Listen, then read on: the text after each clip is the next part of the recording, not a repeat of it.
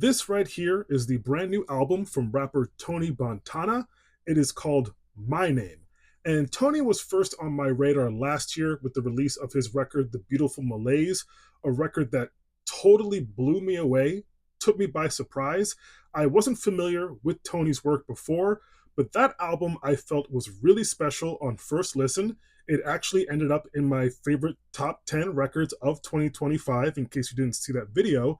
And that album was a really cool, highly experimental, abstract hip hop album that kind of just broke a bunch of barriers, didn't play by any rules. It was just something else. I thought it was really special, and I was very much looking forward to this new release from Tony.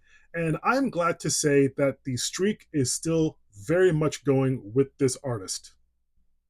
Now, his last record, the one I mentioned, The Beautiful Malaise, that record was a Tasmanian devil. It was a incredibly manic, all over the place dive into experimental hip hop that really just kind of left you frayed on many, many different ways. Now, with this record, this one is a little bit more immersive and meditative and reflective in comparison. And because I was so blown away by that record from last year, I took it upon myself to do a deeper dive into the discography of Tony Bontana. And the thing that I've come to realize with his music, it really makes me think a lot about myself and about how I am pretty much going through life on a day to day basis.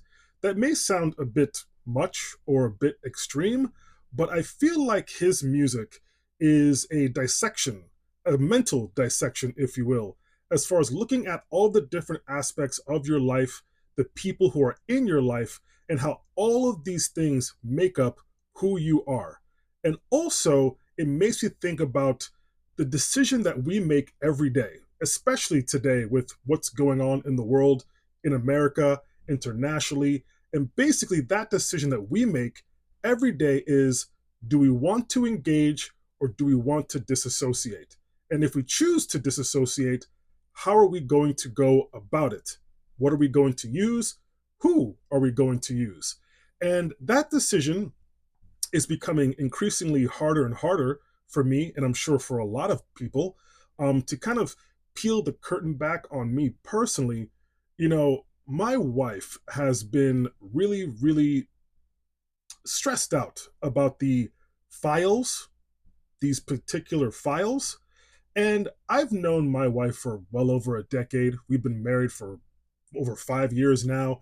And I have never seen her this obsessive, I guess you could say, over a particular topic that's going on in the world globally.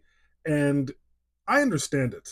It's a terrible thing what's going on. And it makes you feel helpless. It makes you feel like I wish I could do something about it. I can be a superhero and just take away all these disgusting people, take away all their money, redistribute it to people who deserve it, and make the world a better place. But at the same time, selfishly, as she keeps coming to me with, do you see this now? Have you read this? They're doing this to these kinds of people.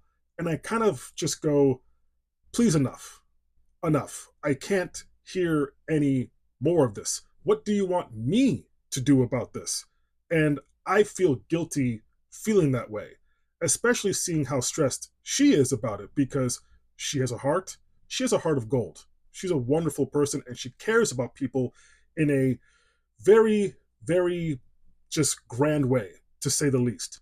And with this record and the music of Tony in general, I find myself just thinking about how everything just feels kind of lost. And if it's lost, can we find it again?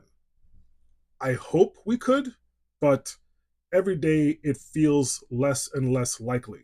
But that doesn't mean we give up, right? I just feel the intimacy on this record is something to behold, in my personal opinion, because on this record, Tony is making things very clear as far as his stance on particular atrocities that are going on in this world today. He's also talking about personal loss. He is reflecting on himself as a human being.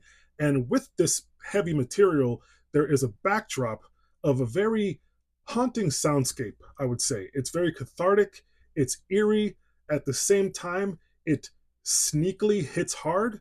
Like, this is not a hip hop record for a party. Clearly, it's not. But there is a lot to chew on and to dive into.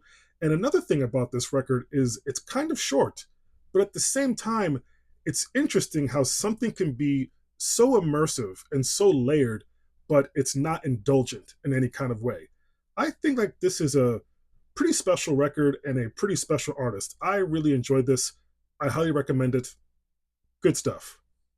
9 sticks of butter. Peace, love, butter.